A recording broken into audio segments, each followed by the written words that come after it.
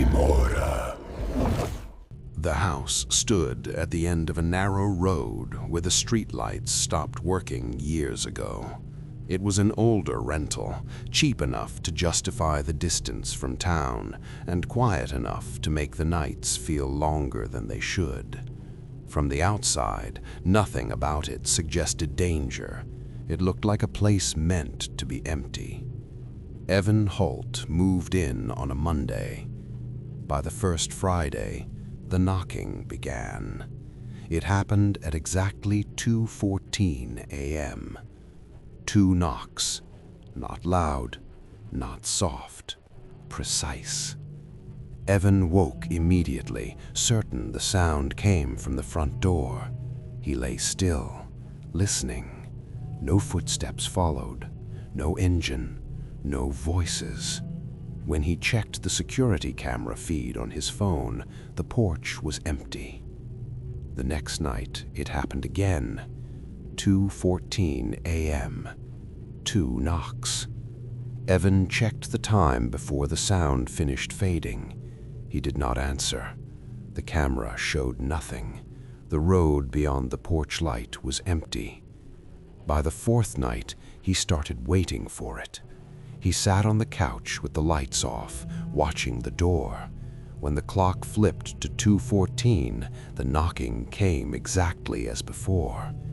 Evan stood, moved close, and opened the door without hesitation. No one was there. The air outside felt colder than the rest of the night. The porch boards were undisturbed, no footprints, no tire tracks on the dirt road. The security camera showed only Evan standing alone. He began asking around town. A cashier at the gas station recognized the address immediately. She did not ask why Evan was asking. She only said the house did not keep tenants long. When Evan asked why, she shrugged and said people complained about noise. Not parties, not animals, just knocking. Evan installed a second camera facing the side of the house. The knocking continued every night, always 2 knocks, always 2:14 a.m., never variation. On the 8th night, something changed. After the 2 knocks, there was a pause, then a 3rd knock. Evan froze. The sound came from the wall behind him, not the door. He turned slowly. The knock came again, closer, deeper, as if striking wood from the inside. Evan stepped back as the sound moved through the house, passing the hallway, stopping briefly near the bedroom door. The cameras recorded nothing unusual. The sound did not register as vibration. It existed only in the air. At 2:17, the house fell silent.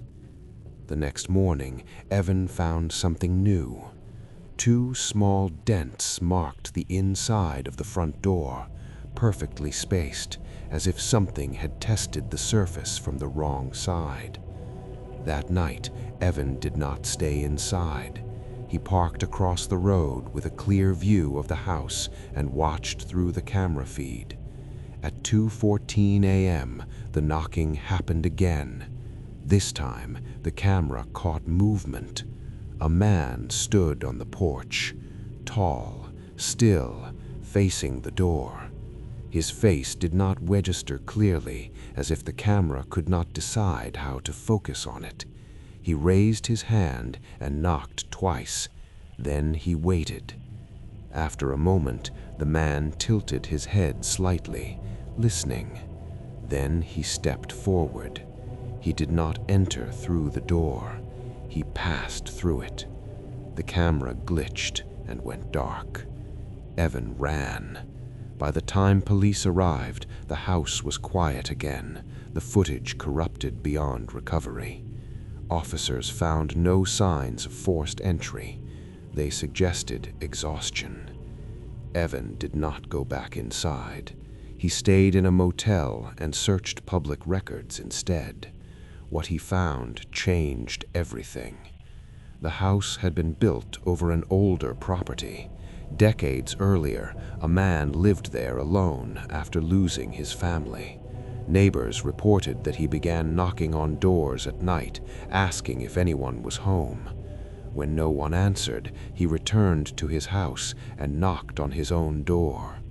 Over time, the knocking moved inside. Police welfare checks found him dead in the living room.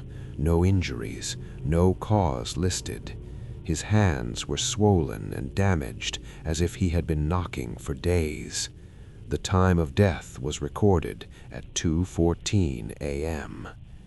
Evan returned to the house once more during the day to collect his belongings.